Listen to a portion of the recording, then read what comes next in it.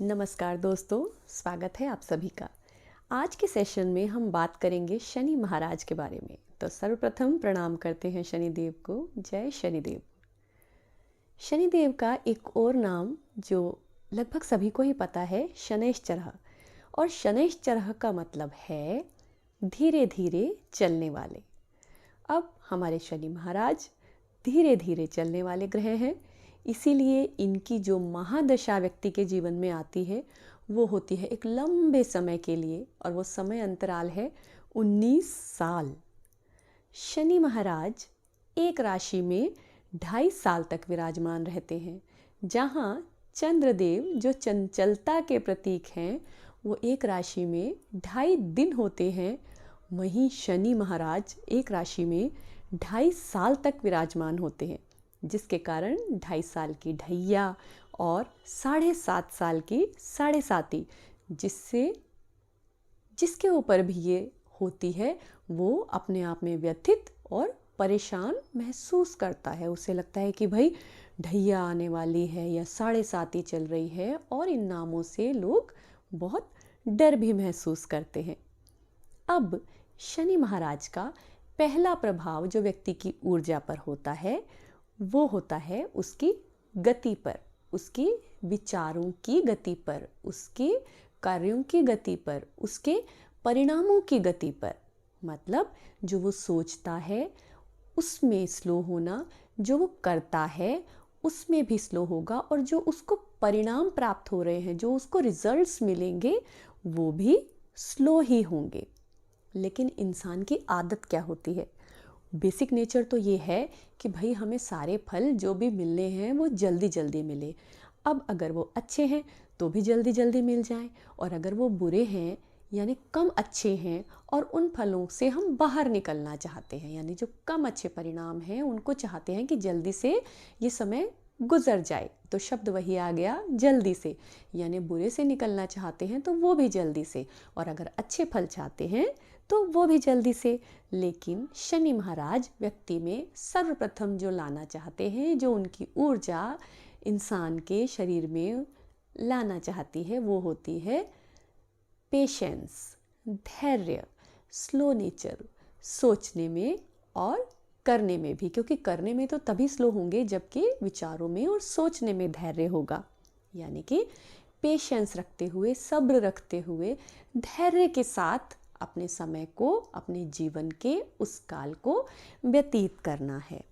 अब इसका अर्थ ये नहीं है कि आलस्य की तरफ बढ़ जाएं कि भाई जो जब होना होगा वो तब होगा, हम तो सो रहे हैं क्योंकि हमें धैर्य रखना है। ऐसा नहीं है, क्योंकि शनिदेव कर्म के भी कारक हैं, न्याय के भी देवता हैं, तो वो कर्मों के अनुसार न्याय भी करते हैं। तो कर्म से नहीं भागना, अपना अपना जो कर्म है वो तो करना है, लेकिन धैर्य, पेशेंस और सब्र के साथ। अब ये जो शनि महाराज की ऊर्जा है ना, ये व्यक्ति के अंदर ऐसी ऊर्जा धीरे धीरे ले आती है जिसके कारण उसे स्लो होना होता है। लेकिन अगर कोई अपने अज्ञान के कारण या फिर अपने विचारों में परिवर्तन नहीं ला पाता है, एग्रेशन रखेगा, गलत तीव्रता रखेगा कि भाई जल्दबाजी करनी है, तो जो ऊर्जा उसके ऊपर प्रभावी हो रही है वो उसको स्लो करेगी। अब ये व्यक्ति के अपने ही हाथ में है कि या तो वो स्वयं धैर्य पकड़े, या फिर उसको ऐसे परिणाम मिलेंगे, ऐसे रिजल्ट्स उसके सामने आएंगे जिनमें वो कुछ कर ही नहीं सकता।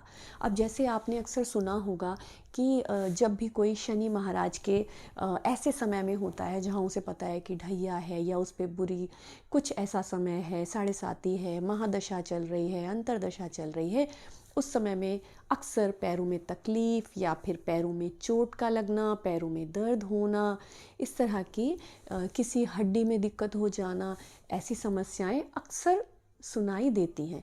तो जब ये समस्याएं होती हैं तो व्यक्ति को ना चाहते हुए भी स्लो हो ही जाना पड़ता है, क्योंकि उसके आसपास जो ऊर्जा थी, जो एनर्जीज थी, उनके साथ उसने अलाइन नहीं किया।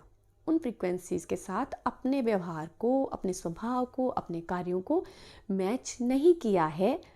इसी कारण से वो उसकी ऊर्जा अब मैच हो जाएगी। जब उसके पैर में कोई तकलीफ होगी तो उसको ऑटोमेटिक स्लो होना होगा, और जब वो स्लो होगा तो उसके सारे कार्य, उसकी सोच सभी ही स्लो, धीरे धीरे शनै शनै वाली गति पकड़ लेंगे।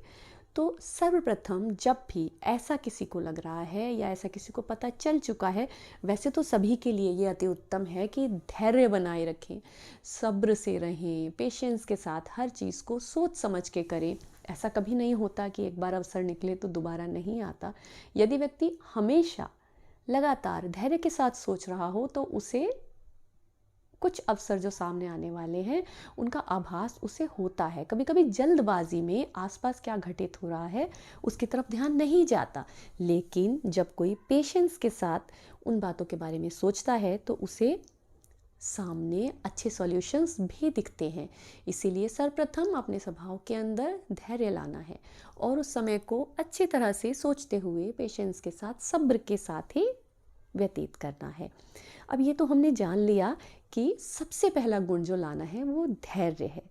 लेकिन क्या आपने सोचा है, अभी जो हमने बीच में बात करी कि पैरों में तकलीफ, तो ऐसा क्या है कि शनि देव के जो समय होता है, जो शनि महाराज का जो समय है, उस समय पर ही व्यक्ति के पैरों में तकलीफ होती है? तो इस विषय में हमने अक्सर एक कहानी पढ़ी है, एक कथा है जो मैं आपके साथ शेयर करती हूँ, जो कि विद्वान रावण की और शनिदेव के एक टकराव की कथा है।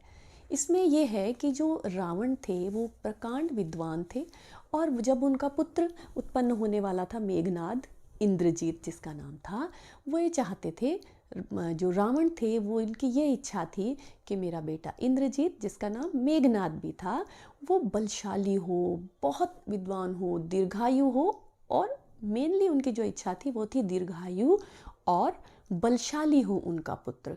इस कारण से उन्होंने क्या किया, उनकी बहुत ज़्यादा शक्तिशाली वो स्वयं भी थे और ज्ञानी भी थे, तो सभी ग्रहों नक्षत्रों को उन्होंने अपने वश में किया और इनको बिल्कुल अच्छी शुभ राशियों में बिठाया जिस समय उनके पुत्र का जन्म होना था। यानी उन्होंने ऐसा समय अपने हिसाब से चयन किया और उसी समय पर सभी ग्रहों नक्षत्रों को बिल्कुल शुभ स्थान पर बिठाया, जिससे कि उनका पुत्र बलशाली हो और दीर्घायु हो। अब जो शनिदेव थे वो रावण के अहंकार के सामने नहीं झुके और उन्होंने अपने पैर को दूसरी राशि की तरफ बढ़ा दिया। कहीं कहीं पढ़ने में आता है कि उन्होंने अपना चरण दूसरी राशि में बढ़ा दिया, कहीं कहीं ये भी पढ़ा है कि उन्होंने अपनी दृष्टि टेढ़ी की, और कहीं कहीं ये भी पढ़ा है कि वो वक्री हो गए, जिसके कारण कि परिणाम स्वरूप बाद में जो मेघनाद था वह दीर्घायु नहीं हो पाया। लेकिन जब रावण जी को इस बात का पता चला तो उन्होंने अपनी तलवार से शनिदेव के पैर पर प्रहार किया, जिसके कारण उनके पैर में कष्ट हुआ और उनको चलने में भी समस्या हुई।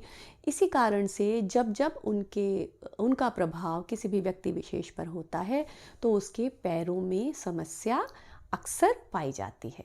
ऐसा ये हमने कथाओं में पढ़ा है और ऐसा कहीं कहीं ऑब्जर्व करने में भी आता है। और उसके बाद आगे भी है कि जो विद्वान रावण थे उन्होंने शनिदेव को अपनी कैद में रखा था और वहाँ से उनको हनुमान जी ने बाद में मुक्त किया था, जिसके कारण हनुमान चालीसा का विशेष विधान बताया जाता है कि अगर शनिदेव की कृपा प्राप्त करनी है तो हनुमान चालीसा का पठन किया जाना चाहिए। तो ये आप सभी ने भी कहीं ना कहीं सुना होगा और इसको कर भी सकते हैं, लेकिन सबसे पहले धैर्य को बनाए रखें, क्योंकि शनि महाराज धैर्य के, कर्म के, न्याय के देवता हैं और ये शीघ्र नहीं परंतु धीरे धीरे फल अवश्य देते हैं। और सभी ने सुना है कि सब्र का फल मीठा होता है। तो ये आज हमने शनि महाराज का बहुत थोड़ा सा, जिसे कहते हैं ना कि बिल्कुल हल्का सा, क्षणिक, बहुत हल्का सा वृतांत हमने सुना है।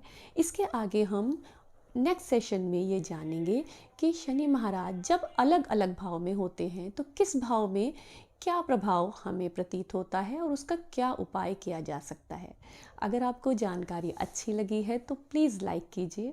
अगर आप किसी के साथ शेयर करना चाहते हैं तो शेयर ज़रूर कीजिए। चैनल को सब्सक्राइब कर लीजिए। नोटिफिकेशन बेल भी ऑन करिए और हाँ, अपने विचारों को शेयर कीजिए कमेंट्स के रूप में। मिलते हैं अगले सेशन में, तब तक के लिए धन्यवाद, नमस्कार।